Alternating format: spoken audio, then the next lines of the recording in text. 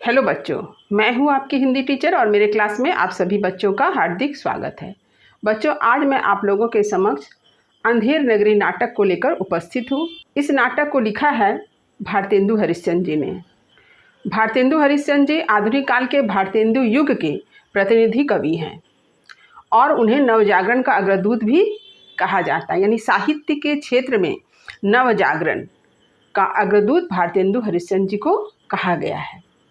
तो भारतेंदु जी के जीवन परिचय, उनके साहित्यिक योगदान से संबंधित एक वीडियो मैंने अपने चैनल पर अपलोड कर दिया है और जिन बच्चों ने इस वीडियो को नहीं देखा है वे डिस्क्रिप्शन बॉक्स में जाएं, जहां पर मैंने इसका लिंक दे दिया है, जिसे देखकर आप भारतेंदु जी के बारे में, उनका जीवन परिचय और साहित्यिक अवदान के बारे में आप जानकारी प्राप्त कर सकते हैं। तो भारतेंदु हरिश्चंद्र जी ने सन 1881 ईस्वी में अंधेर नगरी नाटक की रचना की है। इस नाटक की विशेषता यह है कि भारतेंदु जी ने बनारस में नेशनल हिंदू थिएटर के लिए इस नाटक की रचना सिर्फ एक दिन में की है। जैसा कि इस नाटक का शीर्षक है अंधेर नगरी, जिससे यह समझ में आ रहा है कि जिस नगर के बारे में यहाँ जो कुछ कहा गया है वहाँ सिर्फ अंधेरा ही अंधेरा है, यानी कुछ भी सही नहीं है। तो आज मैं इस नाटक के कथा को समझाऊंगी। इसे आप सारांश ना समझें, क्योंकि सारांश लिखने के लिए आपको पूरी कथा को पहले समझनी होगी, उसके बाद आप उसे सारांश रूप में लिख पाएंगे। तो आज मैं आप लोगों को सरल शब्दों में नाटक की कथा को समझा रही हूँ, तो खूब ध्यान से सुनिए। तो हमेशा की तरह मैं इस नाटक की कथा को लिखकर भी आप लोगों के समक्ष प्रस्तुत कर रही हूँ। तो यह आपके लिए आसान होगा कि नाटक की कथा को सुनने के बाद आप इस वीडियो को देखकर पूरी कथा को भी लिख सकते हैं, ताकि कथा आपको अच्छी तरह से याद हो जाए। अंधेर नगरी एक नाटक है। तो नाटक की कथा को समझने से पहले आपको इस नाटक में आए हुए जितने पात्र हैं उनके बारे में जान लेना आवश्यक है। यदि आप पात्र से परिचित नहीं होंगे तो नाटक की कथा को समझने में दिक्कत होगी। तो इस नाटक में बहुत से पात्र हैं। इन सारे पात्रों की सूची मैंने तैयार की है। तो सबसे पहले है महंत जी, जो एक साधु हैं। महंत जी के दो शिष्य हैं। पहला गोवर्धन दास, जो लोभी स्वभाव के हैं, और दूसरा है नारायण दास। इस नाटक में बाजार का एक दृश्य है। तो आप सभी जानते हैं कि जहाँ बाजार होता है वहाँ बहुत सी दुकानें भी होती हैं और दुकानदार भी। तो इस तरह से बाजार में भी बहुत सारे पात्रों का उल्लेख आया है। तो कौन कौन से हैं आप देखिए। कबाब वाला घासीराम, जो चना बेचता है। वाली हलवाई, कुजड़िन सब्जी बेचने वाली, मुगल मेवे और फल बेचने वाला, पाचक वाला चूरन बेचने वाला यानी चूरन विक्रेता, मछली वाली जात वाला जात बेचने वाला, और बनिया जो चावल दाल मसाला इत्यादि बेचते हैं। अब राजा का दरबार है, वहाँ भी बहुत सारे पात्र हैं। तो एक मुख्य पात्र कौन है? राजा, जिनका नाम क्या है? चौपट राजा। एक मंत्री, जो चौपट राजा का मंत्री है। तीसरा माली। इसके बाद दो नौकर। ये दो नौकर कौन है? राजा के दो नौकर। फरियादी, राजा के दरबार में फरियाद मांगने वाला। कल्लू बनिया, जिसकी दीवार गिरने से फरियादी की बकरी दबकर मर गई। इसके बाद है कारीगर, कल्लू बनिया के दीवार को बनाने वाला। चूने वाला, यानी दीवार को तैयार करने के लिए मसाला बनाने वाला। भिस्ती, दीवार बनाने के मसाले में पानी देने वाला। कसाई, भिस्ती के लिए मशक बनाने वाला। गडेड़िया, कसाई को भेड़ बेचने वाला। फिर है कोतवाल, और अंत में चार सिपाही, यानी राजा के चार सिपाही। इतने सारे पात्रों की योजना इस नाटक में की गई है। बहुत से बच्चे सोच रहे होंगे इतने सारे पात्रों को जानने की क्या आवश्यकता है, लेकिन किसी भी नाटक को अच्छी तरह से समझने के लिए पात्रों को समझना भी अत्यंत आवश्यक है, क्योंकि नाटक की यह विशेषता होती है कि इसकी कथा पात्रों के संवाद के माध्यम से ही आगे बढ़ती है। अर्थात पात्र जो आपस में बातचीत करते हैं उससे हमें यह पता चलता है कि कौन सी घटना घटित हुई है या कौन सी घटना आगामी समय में घटने वाली है। इसलिए पात्रों के संवाद का विशेष महत्व होता है। आप कहानी पढ़ते हैं, कहानी में संवाद होते हैं लेकिन बहुत कम। कहानी में कहानीकार ही अपनी तरफ से सारी बातों को बतलाता है और बीच बीच में कहीं कहीं पात्रों के बीच जो आपसी वार्तालाप होते हैं या उनके संवाद का उल्लेख मिलता है। लेकिन नाटक में आरंभ से लेकर अंत तक आपको पूरी कथा पात्रों के आपसी संवाद से ही मालूम होती है। अब चलिए मैं इसकी कथा को समझाती हूँ। तो हमेशा की तरह मैं सारी बातों को आप लोगों के समक्ष लिखकर प्रस्तुत कर रही हूँ, तो इसे मैं पढ़ूंगी भी और इसे समझाऊंगी भी। देखिए, अंधेर नगरी भारतेंदु हरिश्चंद्र। भारतेंदु हरिश्चंद्र द्वारा रचित अंधेर नगरी नाटक हास्य व्यंग प्रधान नाटक है। तो हास्य व्यंग प्रधान नाटक का अर्थ क्या है कि इस नाटक में नाटककार ने व्यंग किया है, यानी व्यंग कहना यानी किसी सच्चाई को हंसी के माध्यम से प्रस्तुत करना। यानी कटु सत्य है लेकिन उसे आप किस तरह से कह रहे हैं, हंसकर कह रहे हैं। जैसे सामने कोई मोटा व्यक्ति खड़ा है तो आप उसे सीधे सीधे मोटा कहेंगे तो बहुत गुस्सा हो जाएगा, तो आप क्या कहते हैं, आप बहुत दुबले हैं, यानी यही है व्यंग। कोई व्यक्ति बहुत बेईमान है लेकिन आपने उससे क्या कहा, आप बहुत ईमानदार हैं। तो ये जो बातें कही जा रही है ये व्यंग के रूप में है। तो यहाँ पर भी नाटककार ने सारी बातों को व्यंग के रूप में प्रस्तुत किया है।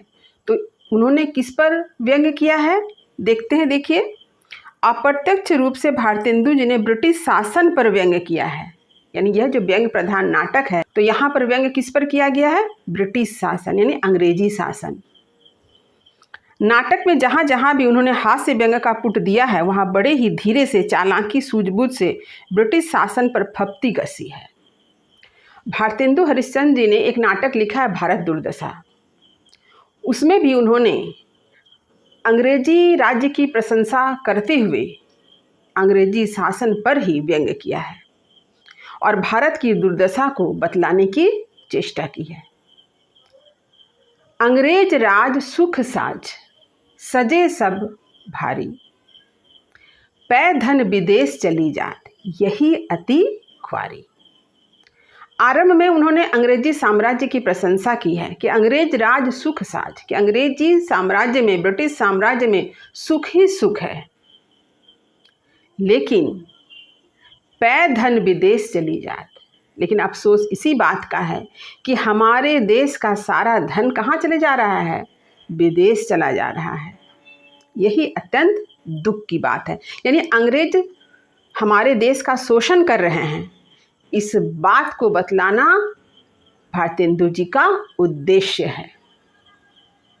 वे अंग्रेज को शोषक के रूप में उपस्थित कर रहे हैं और इस तरह से वे सच्चाई को बड़ी सफाई के साथ प्रस्तुत करते हैं। भारतेंदु जी ने अंधेर नगरी नाटक की कथा को 6 दृश्यों में प्रस्तुत किया है। तात्पर्य यह है कि यह नाटक 6 दृश्यों में विभाजित है। तो यहाँ पर जो 6 दृश्य की बात की गई है यही है अंक। नाटक को अंकों में विभाजित किया जाता है, लेकिन भारतेंदु जी ने इसे उसी अंक को दृश्य के रूप में कहा है और 6 दृश्य में इसे बांटा गया है। प्रत्येक दृश्य में कुछ कुछ घटनाएं हैं और उन घटनाओं को समझना अत्यंत जरूरी है। मैं प्रत्येक दृश्य में जो घटनाएं घटित हुई है उसका अलग अलग उल्लेख करते चलूँगी। देखिए, प्रथम दृश्य में महंत अपने दोनों शिष्यों गोवर्धन दास तथा नारायण दास के साथ दिखाई देते हैं। महंत अर्थात गुरु अनुभवी, समझदार, रीति नीति में प्रवीण व्यक्ति हैं। उनके दोनों शिष्यों में से एक गोवर्धन दास लालची, पेटू और स्वार्थी प्रकृति का है। महंत जी अपने दोनों शिष्यों को पास के शहर में भिक्षा मांगने भेजते हैं, पर इससे पहले वे गोवर्धन दास को सचेत करते हैं कि लोभ का परिणाम हमेशा भयंकर होता है। लोभ पाप का मूल है, लोभ मिटावत मान, लोभ कभी नहीं कीजिए, या में नरक निदान। तो प्रथम दृश्य में हम क्या देख रहे हैं कि प्रथम दृश्य में देखते हैं कि महंत जी हैं, उनके दो शिष्य हैं, एक है नारायण दास, दूसरा है गोवर्धन दास, जिसमें से गोवर्धन दास लालची प्रकृति का है। तो महंत जी अपने दोनों शिष्यों को कहाँ भेज रहे हैं? शहर भेज रहे हैं। क्यों भेज रहे हैं? भिक्षा के लिए। लेकिन वे गुरु होने के नाते वे अत्यंत समझदार हैं और रीति नीति में प्रवीण हैं, इसलिए वे अपने शिष्यों को समझाते हैं कि वे लालच ना करें, क्योंकि लालच का परिणाम बड़ा भयंकर होता है। और गोवर्धन दास को विशेष रूप से सचेत करते हैं, क्योंकि वे जानते हैं कि गोवर्धन दास जो है वो स्वार्थी प्रकृति का है, लालची प्रकृति का है। अब दोनों शिष्य जो है शहर चले जाते हैं भिक्षा लेने के लिए। तो अब दूसरा दृश्य क्या है? देखिए, दूसरा दृश्य बाजार का है। दूसरा दृश्य बाजार का है। गोवर्धन दास भिक्षा मांगते हुए शहर के बाजार पहुंचता है। बाजार में बिक्री होने वाली विभिन्न वस्तुओं की कीमत है टके सेर। सब्जी, फल, चूरन, मछली, लड़ुआ, जलेबी, चावल, चीनी सब कुछ एक ही भाव में यानी टके सेर के दर से बिक रही है। यह देखकर गोवर्धन दास के आश्चर्य की सीमा नहीं रहती है। अतः वह हलवाई से उस शहर का नाम और राजा का नाम जानना चाहता है। हलवाई उसे बतलाता है कि इस शहर का नाम अंधेर नगरी है और राजा का नाम चौपट राजा है। तो दूसरे दृश्य में देखते हैं कि गोवर्धन दास जब बाजार पहुंचता है तो वहां क्या देख रहा है कि जो भी वस्तु वहां बिक रही है, चाहे वो चूरन हो, सब्जी हो, फल हो, कुछ भी, सब कुछ टके सेर के भाव से बिक रहा है। तो बड़ा आश्चर्यचकित हो जाता है। फिर वह हलवाई से पूछता है, तो अच्छा बताओ इस नगर का नाम क्या है?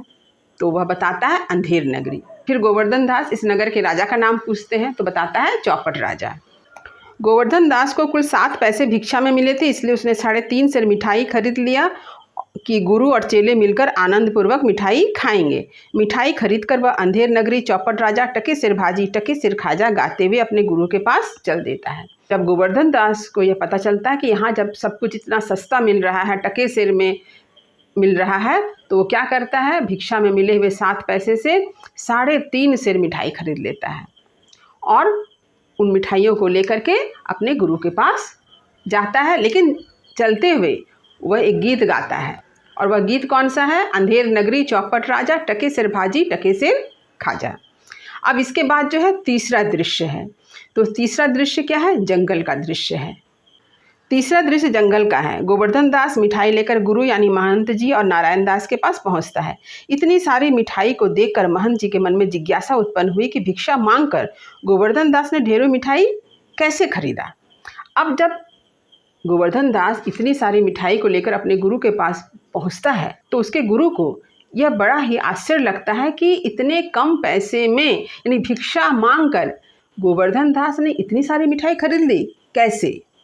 इसके बाद महंत जी गोवर्धन दास जी से सारी बात पूछते हैं। जब गोवर्धन दास ने सारी बात अपने गुरु को बतलाई तो गुरु ने उसे सावधान किया और कहा, ऐसे नगरी में रहना उचित नहीं है। जिस शहर में गुनी और अवगुनी को एक ही भाव या तराजू में तौला जाए, वहाँ रहना मुसीबत को बुलाने के समान है। अतः अपने शिष्यों को तुरंत शहर छोड़ने का आदेश देते हैं। नारायण दास अपने गुरु की बात स्वीकार कर लेता है, परंतु गोवर्धन दास लालची और स्वार्थी स्वभाव का होने के कारण अंधेर नगरी में ही रहने का निश्चय कर लेता है। महंत जी जाते समय गोवर्धन दास से यह कहते हैं कि यदि कभी संकट आए तो अपने गुरु को अवश्य स्मरण कर लेना। तो महंत जी चूँकि समझदार हैं, अनुभवी हैं, वे अपने शिष्य को समझाते हुए कहते हैं कि जिस शहर में गुनी और अवगुनी दोनों को एक ही भाव से देखा जाए, एक ही तराजू में तौला जाए, उस शहर में रहना उचित नहीं है। वे अपने शिष्य से कहते हैं कि वे शहर को तुरंत छोड़ दें। नारायण दास तो अपने गुरु की बात मान लेता है, लेकिन गोवर्धन दास अपने गुरु की बात को नहीं मानता है। वह तो पेटू है, लालची है, स्वार्थी है। वह निर्णय लेता है कि वह इसी नगर में रहेगा। तब महंत जी उससे यही कहते हैं कि यदि कभी कोई संकट आए तो मुझे अवश्य याद करना। अब तीसरे दृश्य के बाद है चौथा दृश्य। जो चौथा दृश्य जो है वह है राजसभा का, और वह राजसभा किसका है? चौपट राजा का। तो देखिए क्या है। चौथा दृश्य अंधेर नगरी के राजा चौपट के राज दरबार का है। राजा चौपट अत्यंत मूर्ख है, इसके साथ ही साथ शराब पीने के आदी या अभ्यस्त हैं। वे राजसभा में शराब पीकर उपस्थित हैं। तो राजा कैसा है? राजा मूर्ख है, इसके साथ ही साथ शराब के अभ्यस्त हैं, यानी शराब पीकर वे राज दरबार में उपस्थित हैं। तभी क्या घटना घटती है कि उनके दरबार में एक फरियादी न्याय की आशा में आता है। उसकी यह फरियाद है कि उसकी बकरी मर गई है और बकरी की मृत्यु दीवार के टूटने से उससे दबकर हुई है। तो तभी क्या होता है कि राजा के दरबार में एक फरियादी आता है, फरियाद लेकर के कि उसके साथ न्याय होगा। तो वह बतलाता है कि उसकी एक बकरी थी जो मर गई है, और वह बकरी कैसे मरी? दीवार जब गिरकर टूटी तो उससे वो दबकर वह बकरी मर गई। तब राजा यह जानना चाहते हैं कि वह दीवार किसकी थी। तो फरियादी बताता है कि वह दीवार कल्लू बनिया की थी। तब राज दरबार में कल्लू बनिया को हाजिर होने का आदेश मिलता है। तो फरियादी के शिकायत पर राजा ने कल्लू बनिया, जिसकी दीवार बकरी पर गिर गई थी, उसे राजसभा में बुलाया। और इसके बाद एक एक करके कारीगर, चूने वाला, भिस्ती, कसाई और गडरिया से होते होते बात कोतवाल तक पहुंचती है। तब राजा ने कोतवाल को सूली पर चढ़ाने का हुक्म सुना दिया। तो जब कल्लू बनिया दरबार में आया और उससे राजा ने कहा कि तुम्हारी दीवार गिर गई और तुम्हारे दीवार के गिरने से फरियादी की बकरी दबकर मर गई है, यानी सारा दोष कल्लू बनिया का है, यानी कल्लू बनिया को सज़ा मिलेगी। तब कल्लू बनिया कहता है कि उसने वह दीवार नहीं बनाई, उस दीवार को बनाने वाला तो कारीगर है, यानी कारीगर की गलती से दीवार गिरी है। तब राजा ने कारीगर को दरबार में बुलाया। तब कारीगर ने बताया कि चूने वाले ने मसाला ऐसे तैयार किया था जिससे दीवार कमज़ोर हो गई और गिर गई। अब राजा ने हुक्म दिया कि चूने वाले को राजसभा में बुलाया जाए। जब चूने वाला राजसभा में आया तो वह अपनी सफाई में कहता है कि चूँकि भिस्ती ने चूने में पानी मिला दिया था ज़्यादा, जिससे मसाला सही रूप से तैयार नहीं हुआ, इसलिए जो है दीवार गिर गई। अब भिस्ती को बुलाया गया तो भिस्ती ने कहा कि उसकी मशक जो है बड़ी थी, उसका आकार जो है बड़ा था, जिससे उसमें पानी ज़्यादा था, और पानी ज़्यादा होने के कारण उसने पानी ज़्यादा मिला दिया किसमें? चूने में। तो अब बुलाया गया मशक जिसने तैयार करके दिया है। कौन तैयार करके दिया? कसाई। तो भिस्ती के कहने पर कि कसाई वाले ने उसे एक बड़ा मशक दे दिया था जिसमें पानी ज़्यादा था, और इस वजह से चूने में उसने ज़्यादा पानी मिला दिया। अब राजा ने कसाई को राज दरबार में आने का हुक्म दिया। तो इस तरह से अब दोष किसका हो गया? कसाई का हो गया। तो अब कसाई को राज दरबार में उपस्थित होने का हुक्म दिया गया। अब जब कसाई राज दरबार में उपस्थित हुआ तो वह अपनी सफाई में क्या कहता है कि गडेरिया ने टके भाव में उसे एक बड़ी भेड़ दे दी, और बड़ी भेड़ थी इसलिए मशक भी बड़ा बना। अब राजा ने गडेरिया को राज दरबार में उपस्थित होने का हुक्म दिया। गडेरिया जो है राज दरबार में उपस्थित हुआ और वह अपनी सफाई में कहने लगा कि चूंकि कोतवाल की सवारी वहाँ से जा रही थी, उसे देखने के कारण क्या हुआ, उसे बड़े और छोटे भेड़ का ख्याल ही नहीं आया और उसने बड़ा भेड़ कसाई को दे दिया। तो अब राजा ने किसे दोषी साबित किया? कोतवाल को। और इस तरह से राजा ने यह हुक्म दिया कि अब फांसी की सज़ा जो है वह कोतवाल को दी जाएगी, क्योंकि सारा दोष कोतवाल का है। तो ये है 5वें दृश्य में जो घटित हुई घटनाएं। इस तरह से फरियादी की शिकायत पर सज़ा किसे मिली? कोतवाल को मिली। अब देखिए 5वां दृश्य। ये दृश्य कहाँ का है? जंगल का है। 5वां दृश्य जंगल का है। गोवर्धन दास अति प्रसन्नतापूर्वक अंधेर नगरी में दिन व्यतीत कर रहे हैं। मिठाई खा कर मोटे ताजे हो गए हैं। तो 5वें दृश्य में हम लोग क्या देख रहे हैं कि जंगल में गोवर्धन दास जी हैं, काफ़ी मोटे ताजे हैं। क्यों हैं? क्योंकि मिठाई खा करके वो मोटे ताजे बन गए हैं और आनंद के साथ जीवन बिता रहे हैं। तभी राजा के 4 नौकर आकर गोवर्धन दास को पकड़कर ले जाते हैं। गोवर्धन दास को कुछ भी समझ में नहीं आता है। पूछने पर राजा का नौकर बतलाता है कि यद्यपि कोतवाल को फांसी की सज़ा हुई थी, परंतु फांसी का फंदा बड़ा था और कोतवाल को फंदा ढीला हुआ। अतः न्याय के लिए कोतवाल के स्थान पर किसी मोटे आदमी को फांसी दी जाएगी। कोतवाल तो दुबला था, पर गोवर्धन दास तो मोटे ताजे। तो जिस समय गोवर्धन दास जी जंगल में आनंद से जीवन व्यतीत कर रहे थे, तभी क्या होता है कि राजा के नौकर आके उसे पकड़कर ले जाते हैं। गोवर्धन दास को कुछ समझ में नहीं आ रहा है, क्या हो गया क्या हो गया। तब नौकर बतलाता है कि चूंकि सजा कोतवाल को हुई है, कोतवाल को फांसी की सजा दी जाएगी। लेकिन हुआ क्या, कोतवाल दुबला पतला है और फांसी का फंदा बड़े साइज का है, जिसके कारण क्या हुआ कि वह कोतवाल के गले में ढीला पड़ गया। तो अब देखिए कैसी न्याय व्यवस्था, चूंकि न्याय करना है, सजा देनी है, इसलिए क्या किया गया कि किसी मोटे व्यक्ति को फांसी की सजा दी जाए।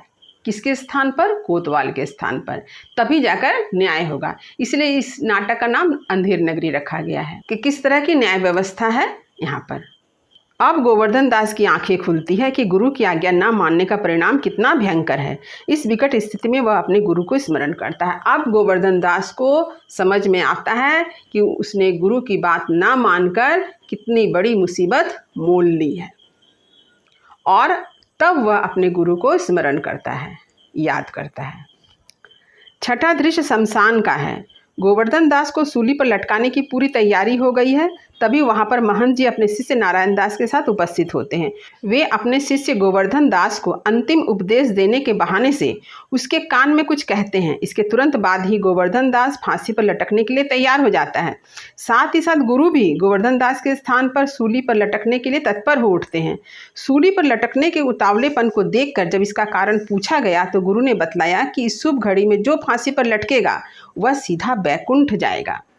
तो अब क्या घटना घटती है कि शमशान घाट है, जहाँ पर गोवर्धन दास को फांसी पर लटकाने की पूरी तैयारी की गई है।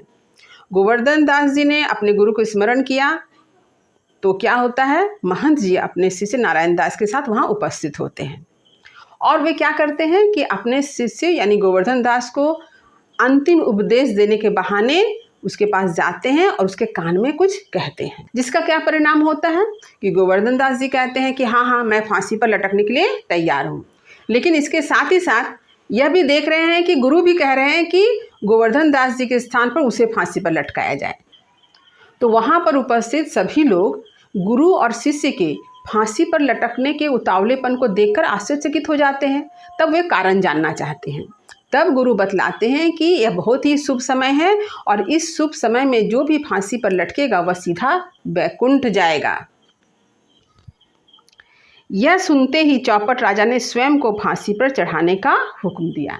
और जैसे ही राजा ने यह सुना कि यह बहुत ही शुभ समय है और इस शुभ समय पर जो भी फांसी पर लटकेगा वह सीधे बैकुंठ जाएगा, तो वह कहते हैं कि मुझे ही फांसी पर चढ़ाया जाए, यानी वो खुद स्वयं को फांसी पर चढ़ाने का आदेश देते हैं। यही है राजा की मूर्खता की पहचान। इस प्रकार गुरु अपने सूझबूझ से अपने शिष्य के प्राण बचाने में सफल होता है और मूर्ख एवं अन्यायी राजा स्वतः ही नष्ट हो जाता है। तो इस प्रकार हम देखते हैं कि गुरु अपने शिष्य की जान बचाने में सफल होते हैं और मूर्ख और अन्यायी राजा जो है स्वतः नष्ट होते हैं, यानी उनका जीवन लीला समाप्त हो जाता है। तो यह है अंधेर नगरी नाटक की कथा। इसे आप सारांश ना समझें। तो अंधेर नगरी नाटक के सारांश को लिखने के पहले आपको पूरी कथा अच्छी तरह से समझनी होगी, जिस कथा को मैंने अभी अभी आप लोगों को समझाया है। पूरी कथा को समझकर ही आप नाटक के सारांश, नाटक के उद्देश्य को आप लिख सकते हैं। तो उम्मीद करती हूँ कि अंधेर नगरी नाटक जो है आपको अच्छी तरह से समझ में आ गया होगा। यदि कहीं कुछ समझने में दिक्कत हो तो कमेंट अवश्य करें, वीडियो को लाइक करें और सभी पढ़ने वाले विद्यार्थियों में भी शेयर करें। आने वाले समय में मैं अंधेर नगरी नाटक के सारांश, उद्देश्य और प्रासंगिकता, इन तीनों से संबंधित उत्तर को लेकर उपस्थित रहूंगी। तो चैनल को सब्सक्राइब जरूर कर लें। आपसे पुनः मुलाकात होगी एक नए वीडियो में नए विषय के साथ। तब तक पढ़ते रहिए, जीवन में आगे बढ़ते रहिए। मेरी शुभकामनाएं आप सभी बच्चों के साथ है। धन्यवाद।